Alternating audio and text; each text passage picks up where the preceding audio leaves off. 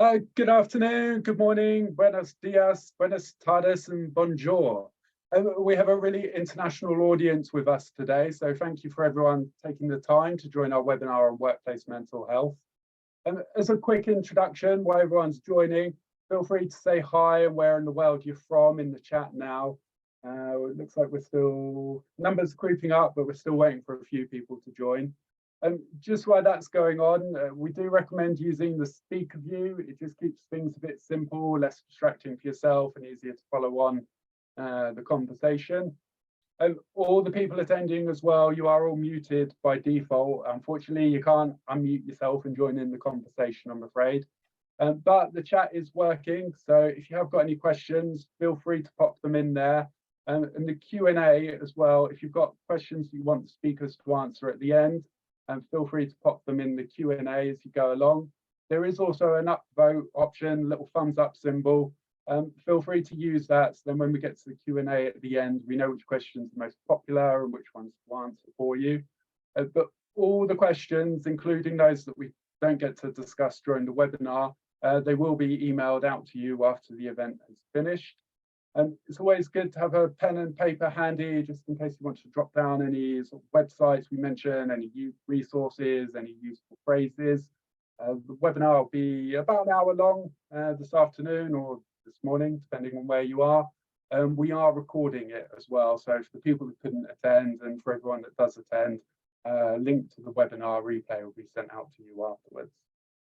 So the purpose of today's webinar is to have an unfiltered conversation around workplace mental health and to provide you with actionable steps and real solutions from leading experts, giving you the tools and the ideas to embed mental health into your company in a constructive and impactful way.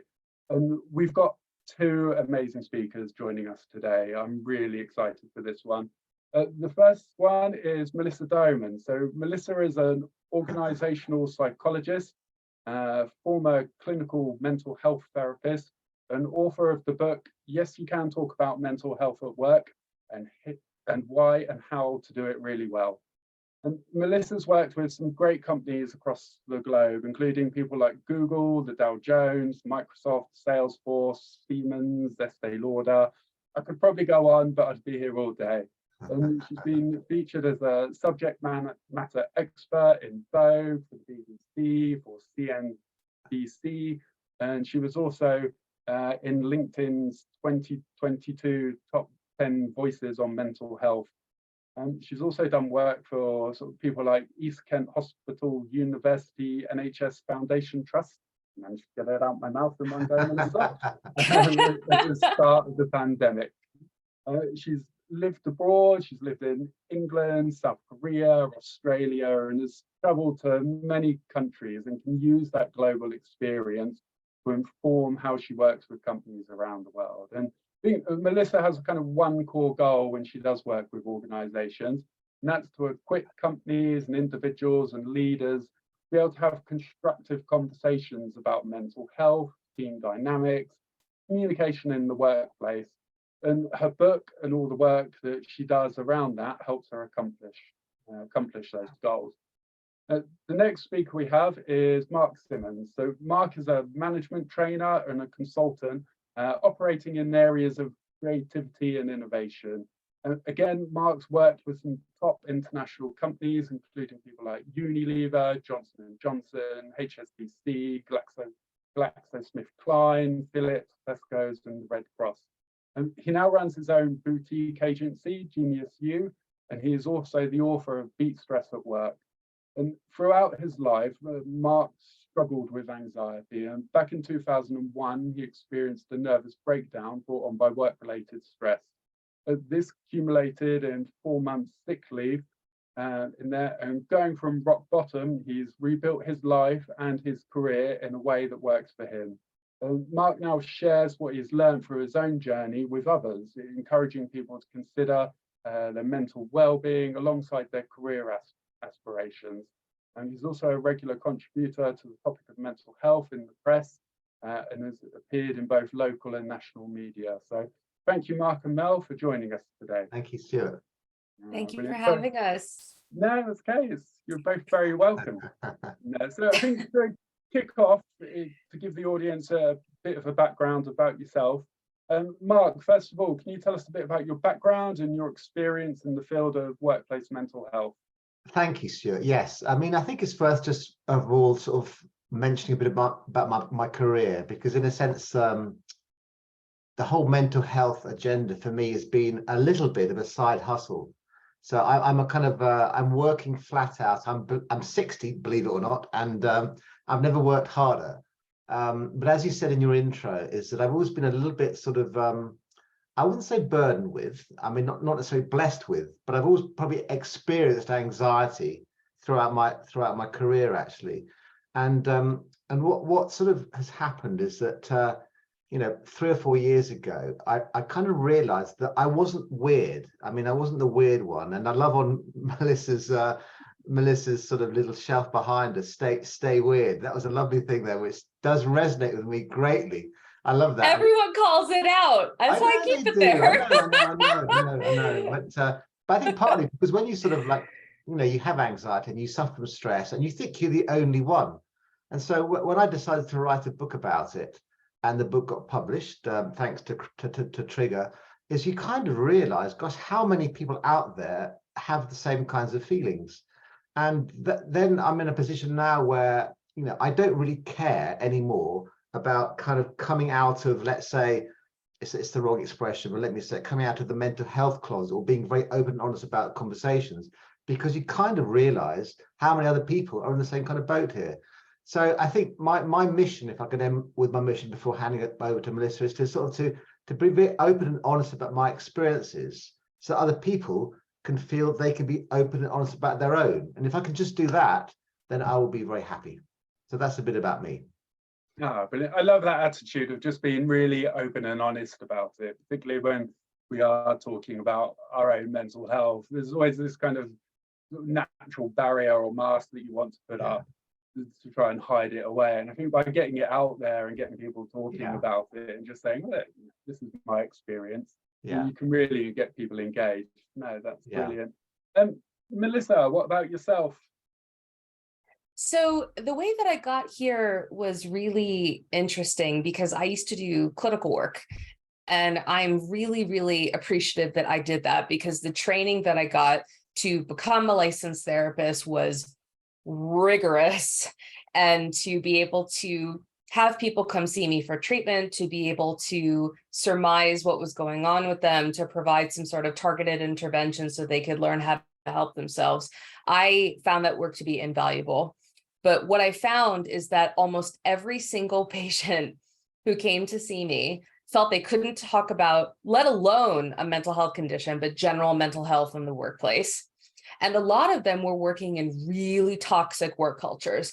And I will never forget, I was standing in my office one day looking out the window, and I thought to myself, there has to be something else I can do, because I'm only helping one person at a time or a small group at a time. And this doesn't feel like the way I'm supposed to be doing this.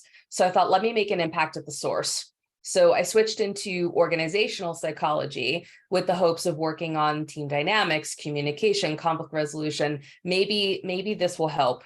And I still do that work. I love that work. But when I even tried to say the words mental health, whether I was doing an in-house contract or a consultancy contract, people metaphorically hissed at me. And I couldn't understand why. I was like, it's not a dirty word. It's actually a medical term. What is going on? And so fast forward to when I was living in the UK, and I was on a people and leadership development contract. And they actually asked me to do a mental health awareness campaign. And I was like, oh my God, yes, I can't wait. And it's been a total rocket ship since then, because I realized two things. A lot of people wanted to talk about their mental health in the workplace.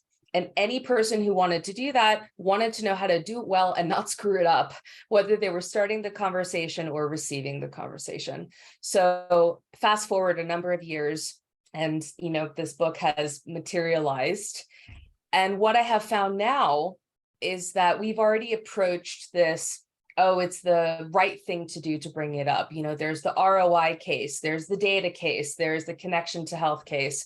What I found now is, based on how the world of work is evolving and how the world is evolving, I don't see how learning how to talk about mental health at work is not part of core professional development. It just has to be. And that doesn't mean you have to talk about it every day, all day with everyone. But I look at it as a conversational literacy that people need to develop. And I approach it as such. So when I'm doing this work with organizations, regardless of the level, I approach it from, this is a skill set we all need to have. It's a language that we all need some form of fluency. So why not just look at it like that and prioritize it as a skill to develop going forward? So that is how I tend to with most of the clients I work with, but it seems to work and they don't seem to mind. So that's where I am now. Brilliant. So what really inspired you then, Melissa, to make that change, to go from sort of a clinical setting into essentially going into organizations and delivering training like this? I honestly felt like I was treating patients in a broken system and a broken narrative. And I thought to myself, I don't know how I'm going to make any form of impact if I'm not trying to attempt to change the system in which I am doing these things. And that probably comes from the fact that in my undergrad degree before my master's, I studied sociology. So I tend to focus on not only the individual, but the individual in the systems in which they exist. And so I really found that work in general tends to take up at least 30 hours a week of people's time. And I look at the balance of that time in comparison to other things that we do. And I thought to myself, that seems like a really good place to start. And I have found that the reach that I've been able to have by focusing on a system and the individuals within it has been far more effective than anything I could have ever done remaining in clinical practice. And so, again, I'm deeply appreciative of that work I did and how it gave me the foundation to what I'm doing now. But there is no way that I could have made the impact of workplace mental health having stayed in clinical mental health. And doesn't that sound odd? It sounds incredibly odd because in a lot of ways, and depending on where you live in the world, mental health is still something that's very much discussed in the shadows within the confines of the healthcare system. But the last time I checked, one brain, one body, one person. And so that one brain, one body, and one person also dials in or physically goes to work. And so I found that by working to change the narrative and working to change the system, we can actually have these conversations instead of just having them in a siloed fashion. Yeah, definitely. I think there's a lot of strength in having those conversations in the workplace as well, because then you're getting to people a lot earlier in their journey. Particularly when someone is in CBT or they're making that referral to their doctors or going to the GP, they're probably already at crisis point. Oh, yeah. At that point. But if we can bring that conversation and start having it a lot earlier, then you can get people sort of a lot more confident and a lot more engaged. So all the things that businesses are doing around the sort of their EAPs and the programs that they offer, it's just going to make them more effective. So I'm actually a former EAP counselor. And you're completely right that by the time people called me, they were within an inch of falling apart. And so the way I tend to look at the interventions I do now is for the pre-moments and the in-between moments of using those resources. And a study recently came out, actually in the past few weeks, that your manager can have as much effect on your mental health as your romantic partner. I can see that. So I try to look at it as how can we service those conversations before those moments of potential crisis or in between the moments of using those resources like the EAP. I think one thing to say to that is that interesting about the fact that the earlier we can have the conversations, the better. But going to that point about the manager having as much impact as your partner, it's almost the more senior the person is that can start saying things, almost the better. So that, you know, I mean, as that's I said, a really good correlation. Yeah. Getting towards the back end of my career. And I would be the kind of person, if I worked in the corporate space, that I think Melissa, if I got it right, would be targeting to say, look, Mark, you manage a lot of people. Therefore, if you could be the person that talks about your past in a very kind of open, honest way, that's going to suddenly kind of create a bit of a waterfall effect for everybody else to say the same kind of thing there. So, and I think that's the real key thing that I've just been finding is that, I'll talk to anybody about mental health. And if they don't talk about their own mental health, which they often do, they will say straight away, but I know somebody that you should talk to, sort of thing there. So just simply, my mission to talk about it openly, the floodgates will open, which is a good thing.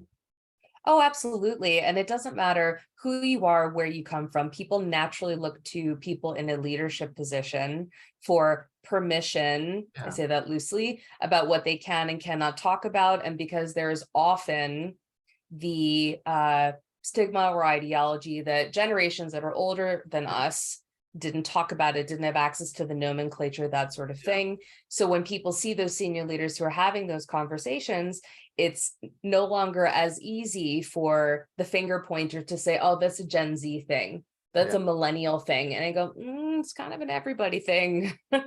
So the leadership role modeling is critical. But I'd love the audience, actually, that we can't see you guys, but I'd love there to be some kind of hands up, in your companies that you work with, how prepared are senior managers to basically say, yeah, you know what, not feeling great today. And I just wonder what the proportion is of people, even on this call, where that happens in companies, because my hunch is it's relatively small, my hunch. We're getting lots of people raise their hands now, Mark. Good. People putting things in the chat. So That's it does great. seem to That's be great. That's great. Common theme. But you're both completely right, though. As soon as people sort of higher up the chain start talking about their own mental health, it's like a collective sigh of relief comes over the workforce, isn't it? I think we see that in all aspects, and managers in particular, if they do embrace this, they have the power to truly transform the workplace for everybody. But it's like Melissa says, that Melissa phrased it so nicely, and you have to do it still. You say, we give you therefore permission to do the same. Now, we'd hope, wouldn't we, Melissa, in kind of 3 or 4 years' time, that whole thing about giving permission just won't be the case anymore, that they're doing it because they want to do it. Is that how you see it?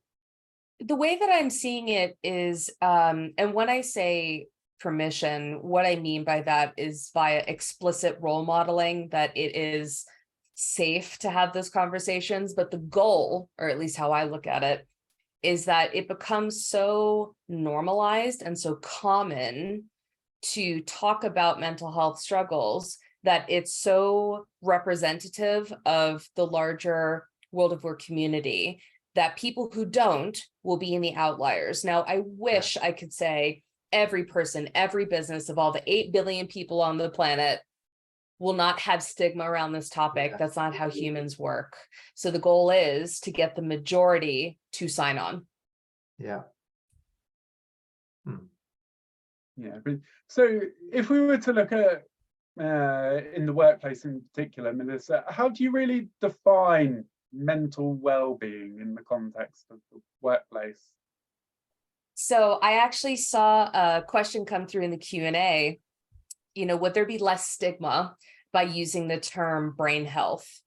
So I understand why you're asking that, but that actually contributes to the problem that we're trying to solve for. By not calling mental health what it is, and by trying to call it something else, we allow the stigma to remain. So we want enough people to say the term so often that it doesn't make people go, oh, because mental health, and I tend to call it mental health instead of mental well-being, which I went on a harangue about in my book. It's just your baseline social, emotional, and cognitive functioning.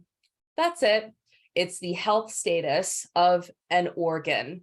That's it.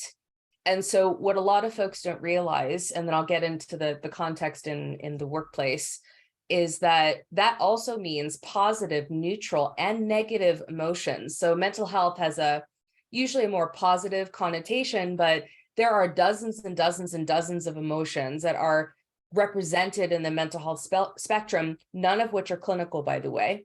And so if you look at The Feeling Wheel by Dr. Gloria Willcox, Willcox, you'll see the dozens of emotions that we come pre-programmed with out of the box to help us respond to the people, the stimuli, and the environment around us, including places like work. So if you think about mental health in the context of the workplace, you have your pre-existing mental health that exists before and after you get that job.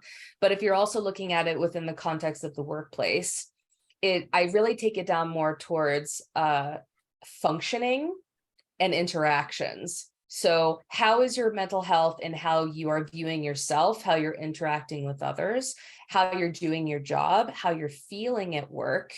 How is that impacted by both internal factors in the workplace and external factors that come with you into the workplace? So I try to make it as concrete as possible, because when we talk about the term mental health or mental well-being, it can feel very abstract. So I try to make it as firm and concrete in a way that it feels like it can be grabbed and understood as possible, because we're not trying to say, oh, we should be able to talk about every emotion, every feeling to everybody all the time at work.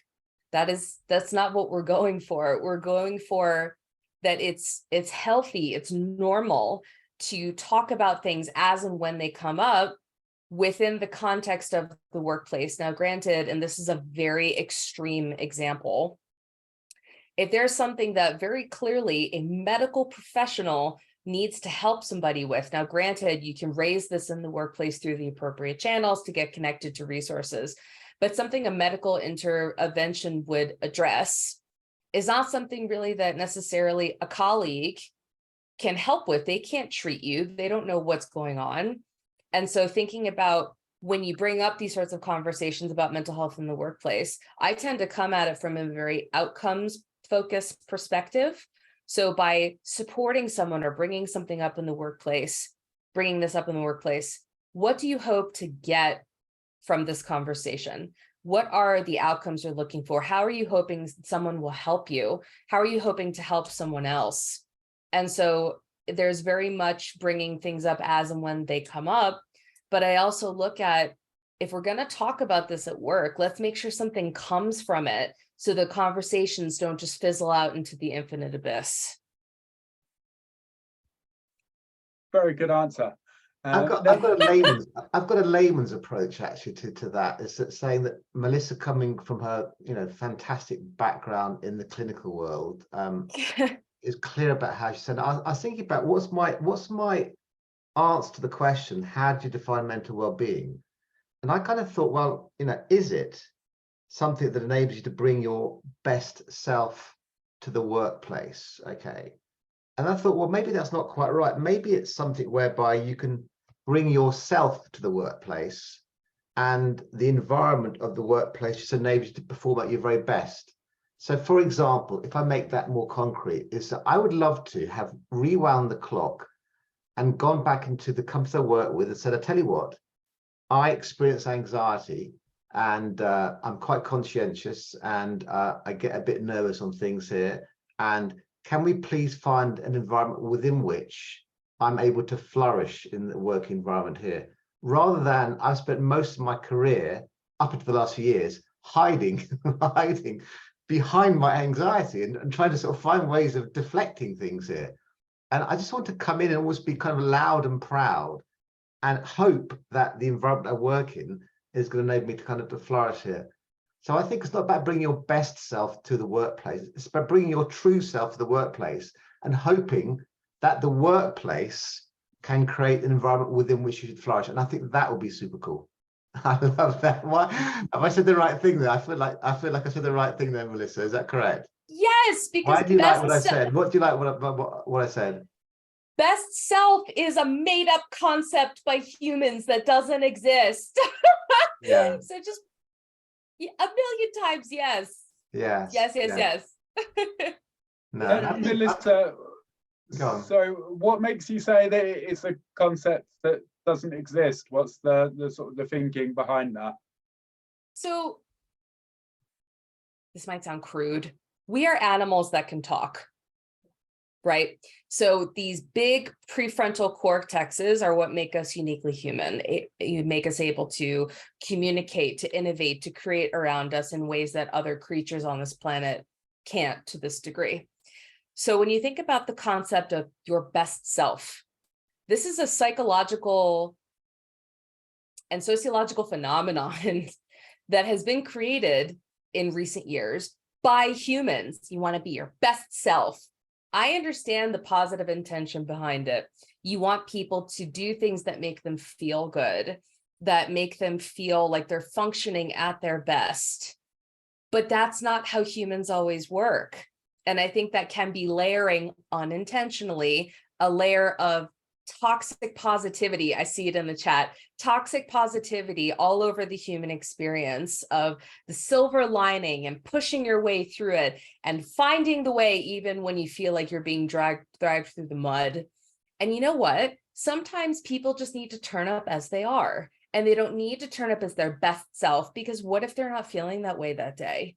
And it doesn't mean that you shouldn't be striving towards doing things that make you feel healthy, that make you feel good, that elevate others around you, and that you're functioning at your peak. Those are wonderful days when we can have them.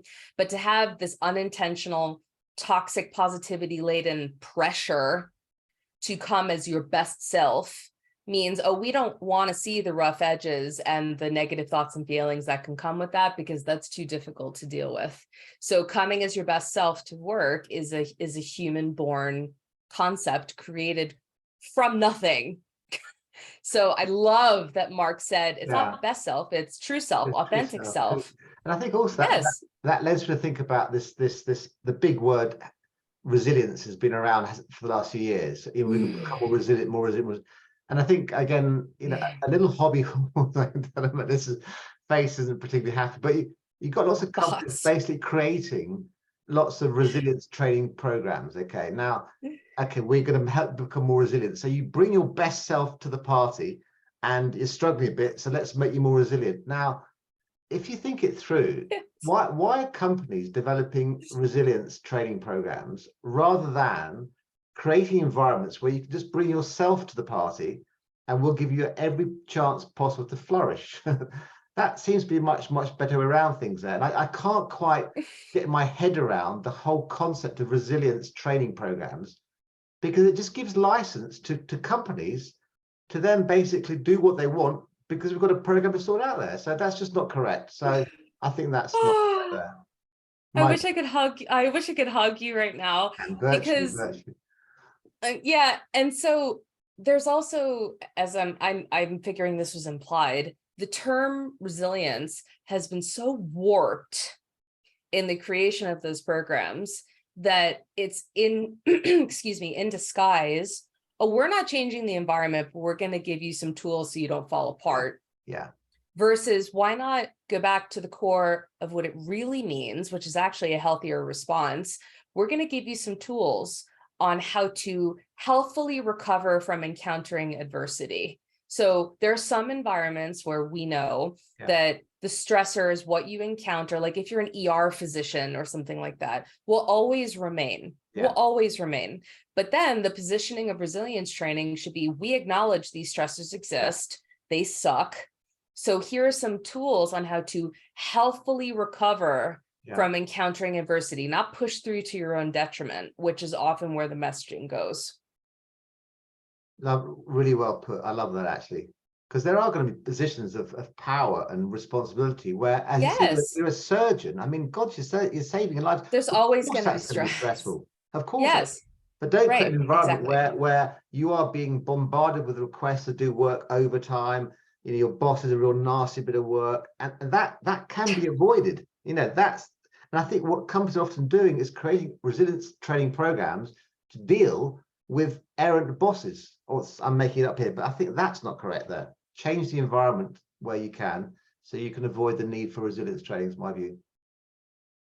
And so on that sort of theme of training in the workplace then, Mark, what are your thoughts on mental health first aiders or mental health champions in the workplace? Well, I'm gonna say something here, which again, Mel, this would be more your patch, but one thing I want to say is this, to answer the question here, is that I'm a lived experience person who's been through the mill and has come out to the other side, and I've written a book about it, and I talk about it to other people here.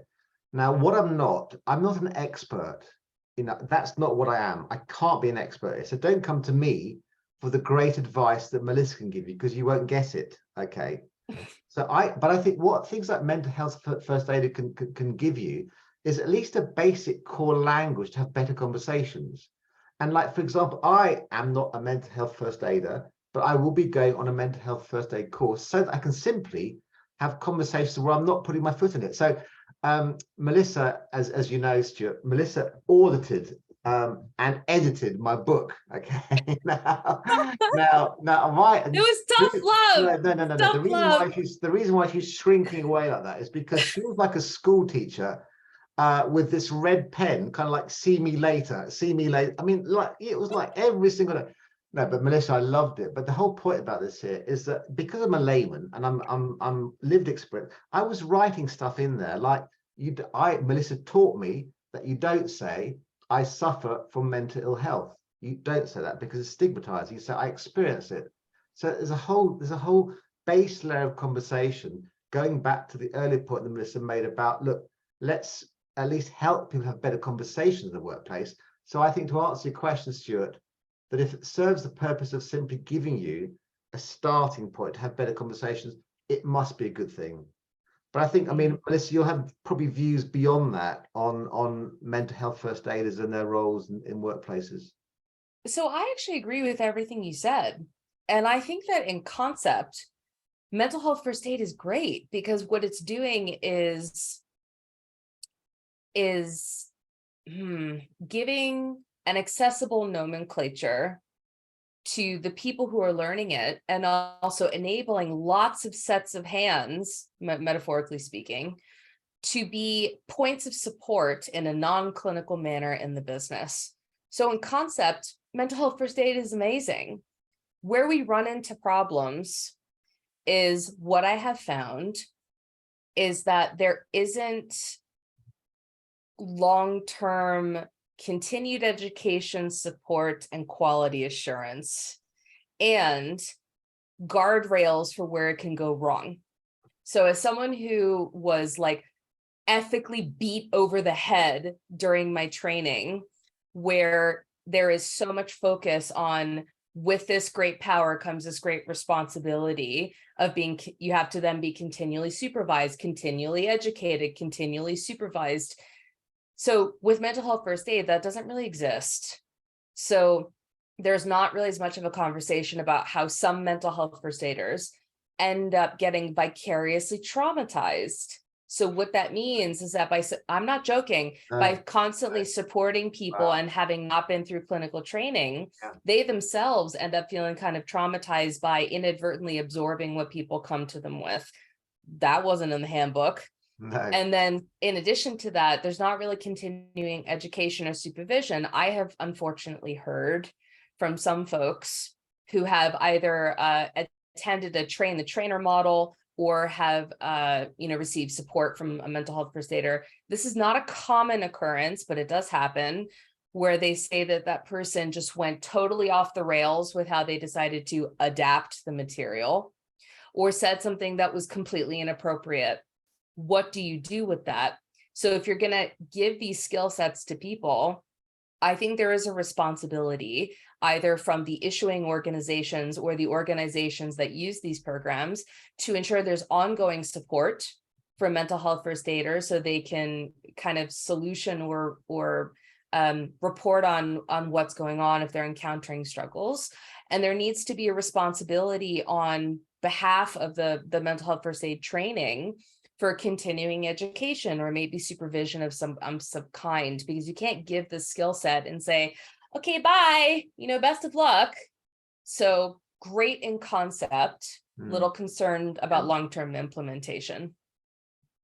I think that's really important, that point you make there about them having sort of ongoing resources, that they don't just do the training and then let loose. They always need something that they can refer back to, or a point of reference. Because there's so much that could come up in the workplace. I don't think just by doing sort of one course and then maybe a refresher course 2 or 3 years later, you can really stay sort of on top of what's happening in there. But to just expand on that a bit further, then, what do you say employers are currently getting wrong when it comes to workplace mental health? Well, let me just say one thing, because I've got to get this on my chest.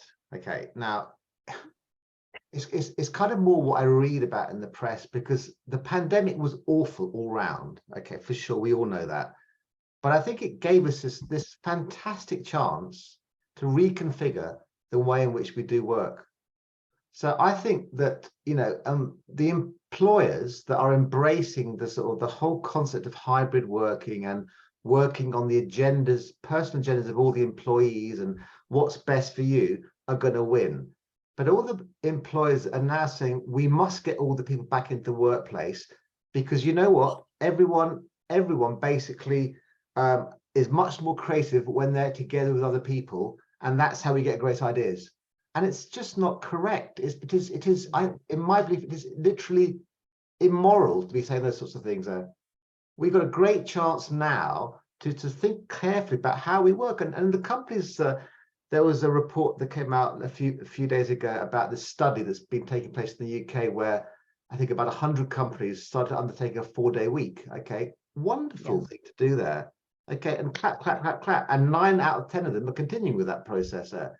So I think the key thing to do is to embrace, to answer your questions here, just to embrace the silver lining of the pandemic, to say we've got a chance to reconfigure how we do work, rather than say, let's go back to how it always was, because you know what, it's much easier when all my team are right in front of me. That's just not right for mental health, honestly. That's it's the old adage that if you always do what you always did, you'll always have what you always had. Nothing will change if we go back to the old ways, will it? And the introverts, I promise you, the introverts amongst us, of which I am one, you know, I mean, they will be tearing their hair right now. So, you know, it's not right. I don't think it's right, really, my view. Melissa, is there anything you want to add to that? You're nodding along. Well, number one, very well said. And by the way, something I want to call out is, while I deeply appreciate that Mark has said a couple of times, oh, Melissa has, you know, the expert view, whatever, there's still a lot of value, a ton of value actually, in how you approach this, Mark. And I want to make sure that that's very clear, that they are on the same heading. They're just different. They're just different. I get that. I accept that. Yeah, I can accept that. So I would say that a million times yes to what Mark said. And to be really honest with you, a lot of companies are doing it because they have overhead. They want bodies in the buildings that they're paying for. And I understand. And granted, we're not saying that human beings should never be around each other ever again. We are naturally social creatures. It's good to be around each other, even just a teeny, weeny bit. Yeah. And so, but a lot of people have discovered working in ways that really work for them individually, where they're even more productive, that it feels like it's being ripped away from them. And so there's this like really uncomfortable push and pull of how hybrid working is going on, or there's some organizations that are mandating people get back in 5 days a week. And it's just not landing well. And so I would say that what some organizations are still doing is they only talk about this topic on World Mental Health Day in October. They only talk about it in May during Mental Health Awareness Month, and that's it. They don't have a noticeably organized mental health resource place.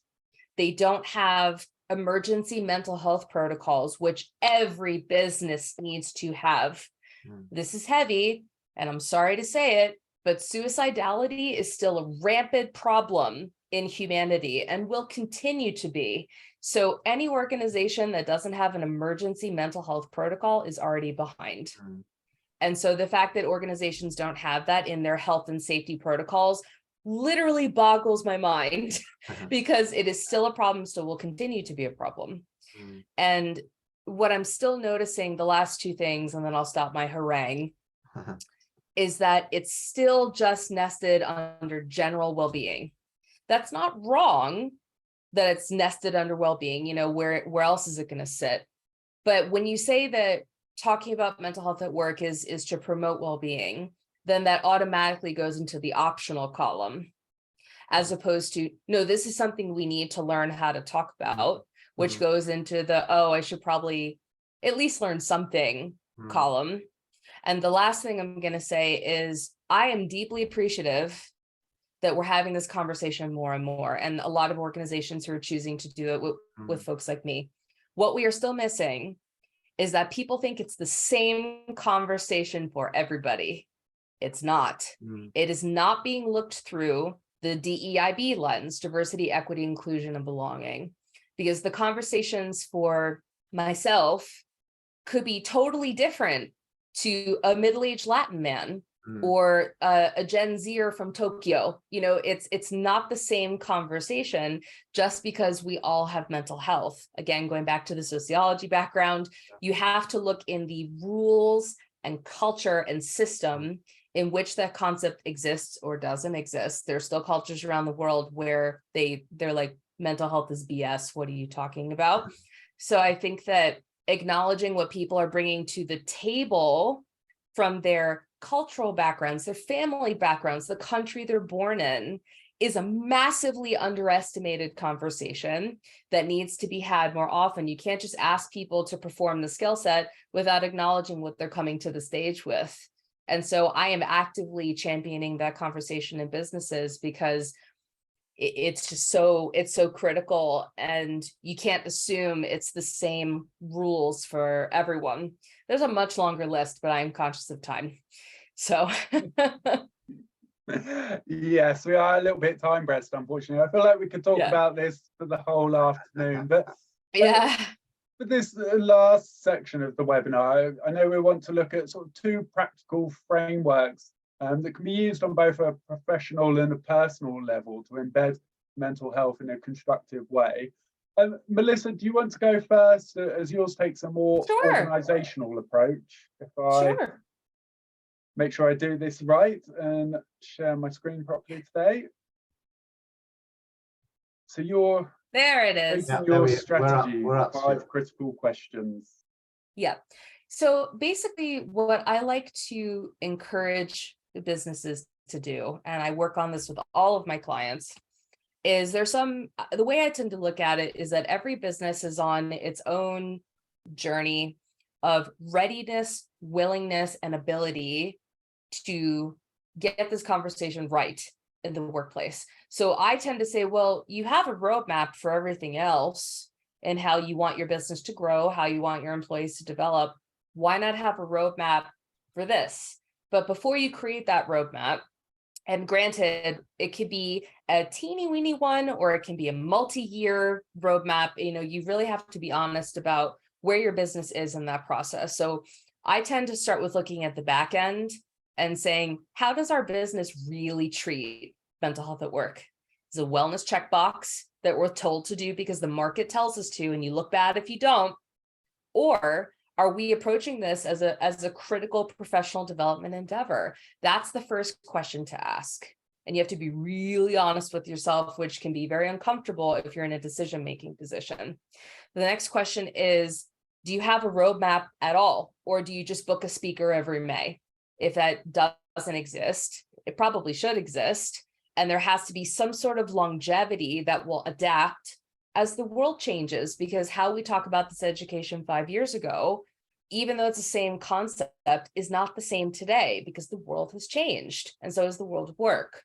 So if you then say, okay, we're going to treat it as a professional development endeavor, we're going to make a roadmap, how are we going to tell people about this? How are we going to stop communicating it as just a nice wellness thing?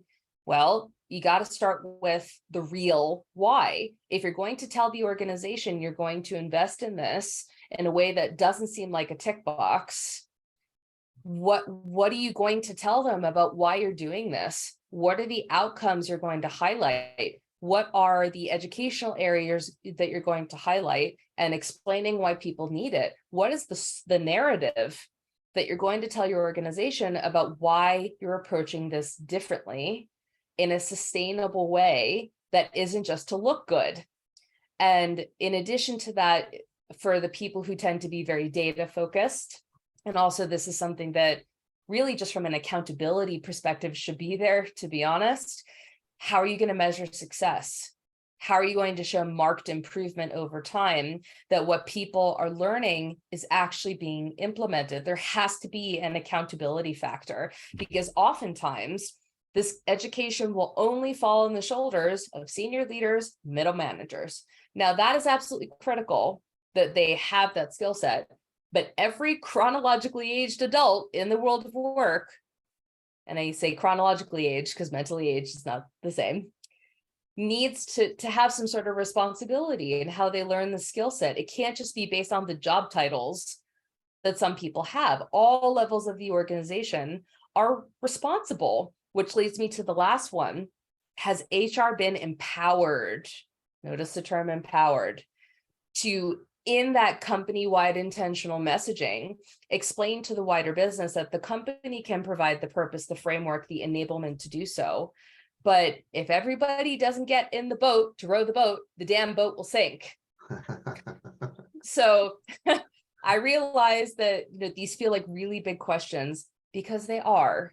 So whenever I work with an organization to develop even just a mini series, 2-3 events, or a full multi-year roadmap, these are the things we discuss, because if you don't put them in place, it will all just fizzle out into nothingness.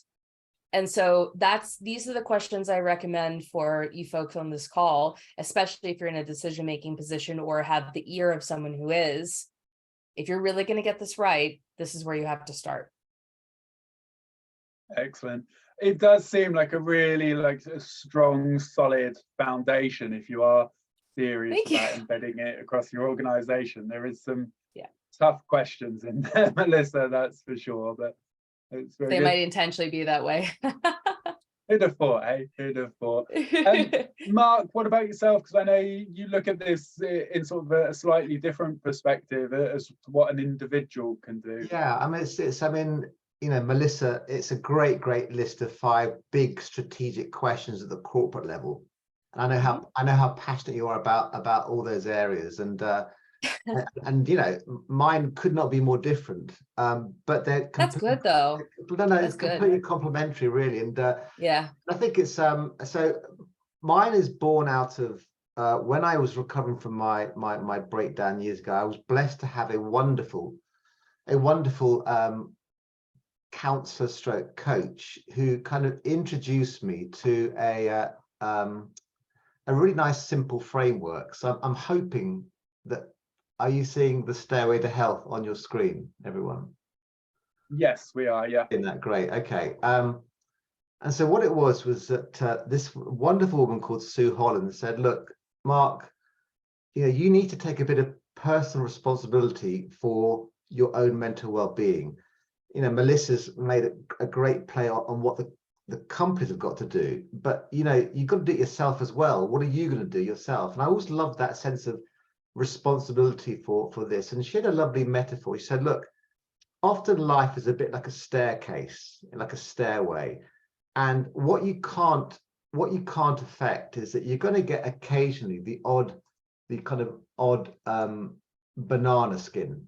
You're going to get kind of the odd sort of oily patch on the staircase. You're going to get a slipper left where it shouldn't get left. You're going to get the child's toy on the 4th stair up, and you're going to get a wobbly staircase. So in effect, stuff's going to happen. You're going to get COVID. You're going to get Brexit. You're going to get bad boss. You're going to get all those things that you can't really control. So the staircase, like it or not, will get rickety, particularly if you decide that you really want to go for life. So, I mean, my book, which I'm not going to plug, but I want to talk about the subtitle, is How to Balance Your Ambition with Your Anxiety. So my social experiment on myself is I want to really go for life. I mean, I just want to go for stuff, really go for it, big time. But that just means you're going to be open to stuff happening, more things happening around you. So the question is, how can you cope with the odd banana skin or so, the odd slipper on the staircase. And so what Sue said to me is, you've got to build your banisters. And she said, look, there's two kinds of banisters. They're your doing banisters. And these are kind of routines that I carry out every day to hang on to make sure that my well-being is helping me achieve my ambitions. So for example, I make sure that every day we exercise our mad dog Peggy for 1 hour to make sure the endorphins are flooding through my bloodstream. I make sure that every day, not only do I sleep well at night, but I also have this power nap. And in fact, today I'm having to miss my power nap for the course of the webinar here. So, but I believe in it so strongly that every morning when I wake up, I'm looking forward to my 2:30 power nap. Okay, that's just my way. It could be you know, it could be yoga, it could be mindfulness, it could be all those kinds of great little therapies. For me, it's my half-hour shut eye. I make sure that every day as I socialize sufficiently. Now, the word sufficient is important because I'm an introvert at heart. Now, socializing in a sense randomly is where I'll be doing things that basically, you know, would be trying to antagonize my introversion. So Mel, my wife, is a strong extrovert, so we have to negotiate every day, every weekend, to make sure that we're meeting each other's needs here. So socialize sufficiently. I'm also talking about basically getting creative, so that, you know, I've got little hobbies and little things that I do in during the week, during the weekends, to keep my creative juices flowing, because that's good for the brain. And fundamentally, I'm trying to make sure that throughout every day, I have these little destination points where I'm going to spoil myself for 5 minutes at different points of the day to help me get through the day here. So my banisters are my banisters, and the things that I do every day rigorously. Now, they won't be your banisters. Mel will have different ones, so will Stuart. But the key thing here is, what are you doing every day to make sure that you are mentally giving yourself the best chance possible? And then on the other hand, my other banisters are basically what I call my kind of thinking banisters. And these are all these things that happen that that get in the way of having sort of positive ways of thinking about yourself. So calling out negative thoughts, so I kind of pinch myself when I think a bad thought, not because I'm trying to resolve the bad thought, but I just want to make sure I've had it, recognize it. Don't catastrophize. So when I catastrophize, which I can do as an anxious person, I write down what I'm catastrophizing about, and I check at the end of the week whether it happened or not. And you know what? It never happens. So cross it off your list. Don't catastrophize. Don't be hard on yourself. Don't have such high expectations. Be generous in thought as far as other people are concerned. So as an anxiety sufferer, the problem often is I tend to try to, you know, I tend to internalize things here. But the more I can think about other people in my mind, the less likely I am to think about myself, and therefore get into a bit of a spiraling of negative thoughts. And then the final thing is just to focus on the now. So these are things here that I look at it now and I think, well, isn't that like obvious? Isn't that kind of what everyone does here? But when I've talked about it to kind of to companies and to schools, people kind of like, I think they like the metaphor actually. It's a metaphor which people can grab hold of here. And I think for me, it's something that I do every single day, and everybody else will have their own version of this here. So fundamentally, I kind of, you know, when I'm trying to do this with companies, I say, look, that's what it is for me.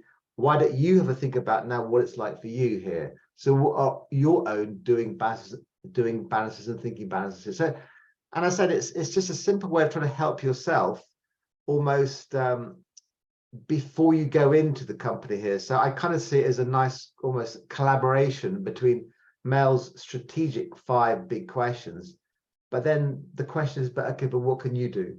And I think those side by side do work quite nicely as a pairing. So that's my framework for the day, Stuart. No, it's brilliant. I really like it. What I like about this is it's such an easy task to do, isn't it? Anyone that can pick it up and start really thinking about what they want and what they want to achieve, and how they can support themselves in that way. And I think even if they don't get all of them, you know, even if they just get a few ideas down on a piece of paper, then they're setting themselves up then for the future. I think so. To be successful. Now, again, we could keep talking all day, but we are running out of time, unfortunately. We have had a few questions come in though in the Q&A. And so let's have a quick look at those in there. So one of them says, Melissa, do you think EAP systems is giving the support that employees may be looking for?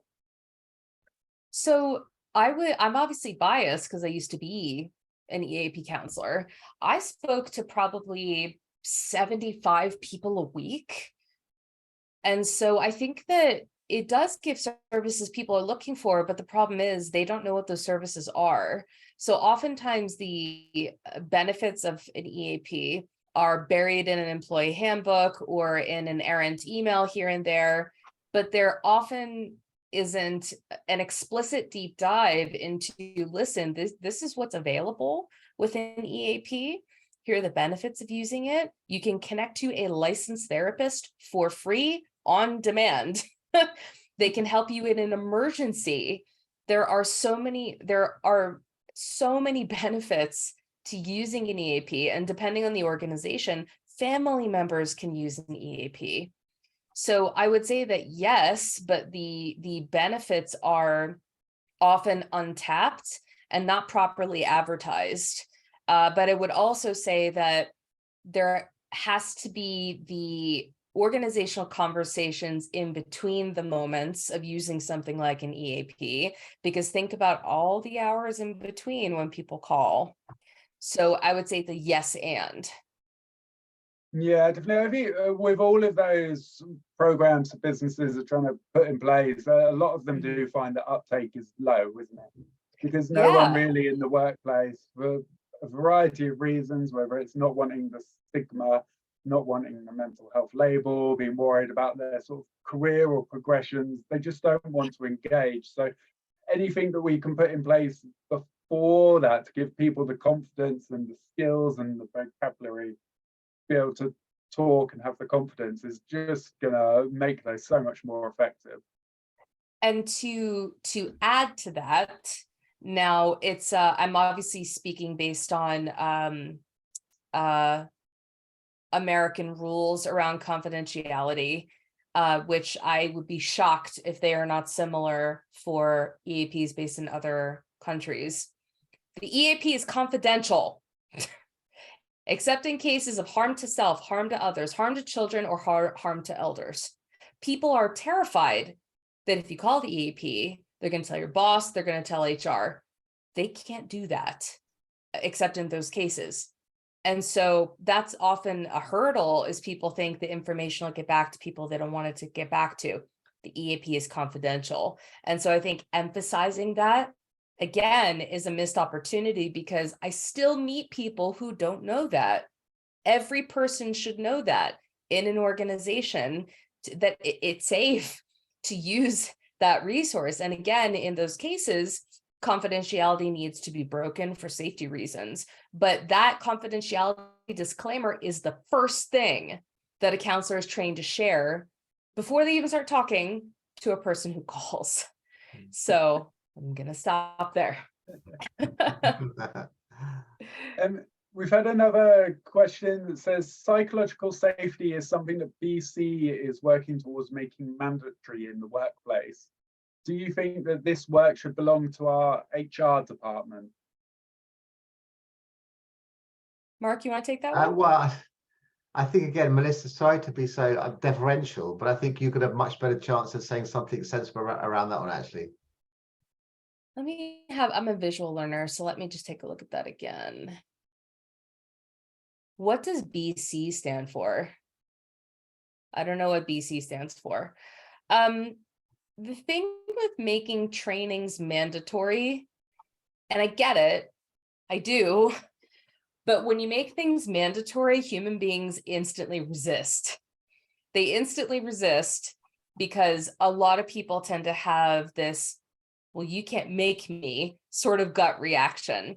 And then it makes the motivation coming from a compulsory, extrinsically motivated place, as opposed to an intrinsically motivated place, where you would hope that people are thinking, oh, learning about this is important because A, B, C, D, E, F, G in ways that they actually care about, as opposed to someone forcing them to do it.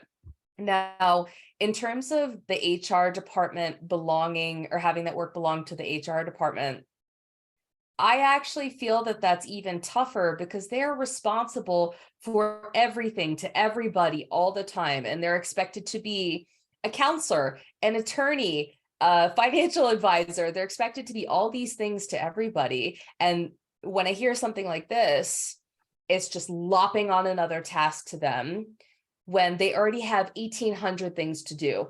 So I would actually say if the business can afford it, why not take the pressure off of HR and hopefully either hire an expert who can come in and do this in a sustainable fashion, or actually it should really sit with the learning and development area of a business, because HR is so overloaded with everything they're responsible for, including mental health. So I don't know if that's the type of answer you're looking for, but that's how I would look at it. Yes, no, it sounds like the perfect answer, that if the business can afford to have someone specialize in doing that role to get the most out of it. One quick thing to say, but I know we've got to stop now. Shari's left the call. She had a great comment. She gives her negative thoughts a name. She calls them penny. I love that's a penny for your thoughts. Isn't that brilliant?